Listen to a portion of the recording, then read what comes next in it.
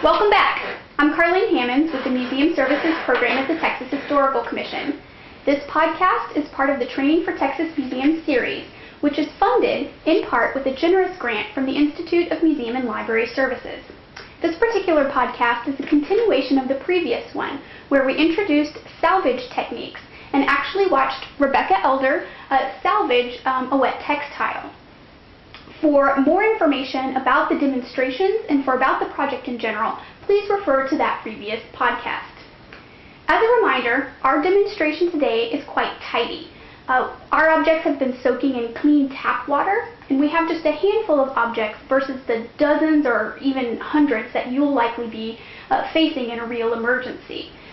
Our water is nice and clean, whereas yours will likely be dirty, and you'll want to follow the proper safety precautions for dealing with that kind of water. If you have questions or need information about what those safety precautions might be, please contact us here in our offices at the Texas Historical Commission. Rebecca Elder is a conservator, and she is an adjunct field services officer for Amigos Library Services. She conducted the workshops that we did this summer, and she's now going to demonstrate how to salvage books or paper that have gotten wet. Rebecca? Thanks, Carlin. The first thing to talk about is what supplies you need for salvaging books and paper, and the big one is paper towels. Lots and lots of paper towels, and the paper towels need to be plain white or plain brown, craft paper, nothing printed, because the dyes on printed paper towels tend to bleed, and you'll end up doing more damage to your books. So we're going to use today just some fan fold bathroom paper towels. They work perfectly. Let's go ahead and get started. So I've got this book that's been soaking for probably about 45 minutes. I'm just going to pick it up and support it. You always want to support things that are wet because they tend to be heavy and want to shift. And I'm just going to hold it and let it drip until it wants to finish dripping. There's lots of ways to dry books. We're going to air dry things today, which works really well for small numbers of damp or moderately wet books. If you have a large-scale water emergency, you probably are going to need to consider sending your books off to be freeze-dried, and I know that the THC can provide you more information on that process. Okay, I think I'm ready. So I'm going to open this book up and see how it's doing. And it's doing pretty well. It's damp but not soaked through.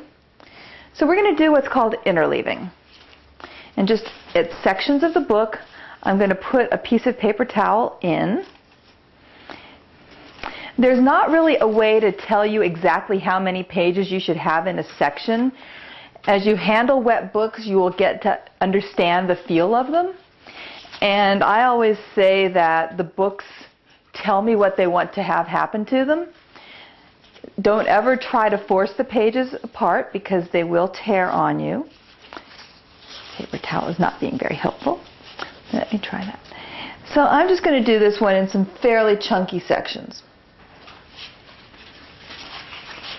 It's important to line your paper towels up with the bottom of the book.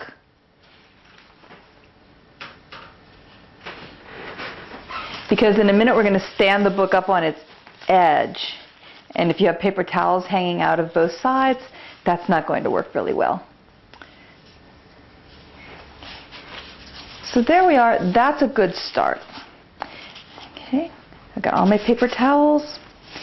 I've got an area covered in something absorbent to work on, and I'm just going to put the book out there to dry.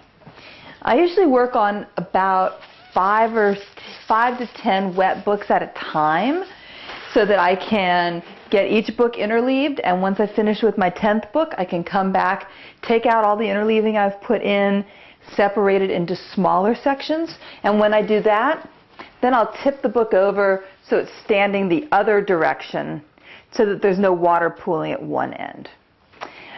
Chances are you're going to have the book rebound because the text blocks tend to do better than the covers. It's always going to look like it was wet, but chances are you're going to be able to do a really good job regenerating it. So the other thing I want to show you is how to deal with stacks of wet paper. And the big supply we use for this is Mylar.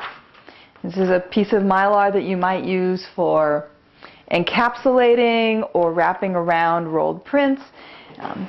We use Mylar for lots of stuff in the museum world. So I've got a stack of paper that has been soaking. And it's picked up some dye from the book, not surprisingly. Okay.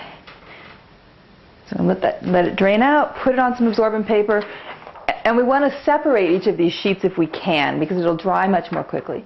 So I'm going to take this piece of Mylar, put it down on my paper, and press a little bit.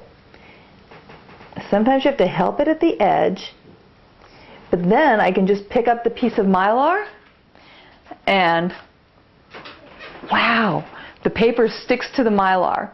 If you have enough Mylar, you can just leave your piece of paper on the Mylar like that to dry, or you can remove it if you need to reuse your Mylar. Let it dry flat. If you leave it on the Mylar to dry, it'll probably end up drying pretty flat. If you take it off the Mylar, it'll end up cockling. But you can work with a conservator later to get everything back to flat. Right now, we're just trying to get it dry so that mold won't grow on it. All right. Well, thanks a lot, Rebecca.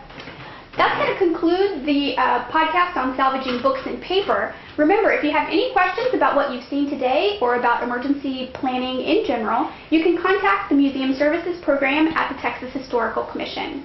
We'll be back with one more short podcast in which Rebecca will salvage wet paintings, glass, and metal objects. We'll see you in a bit.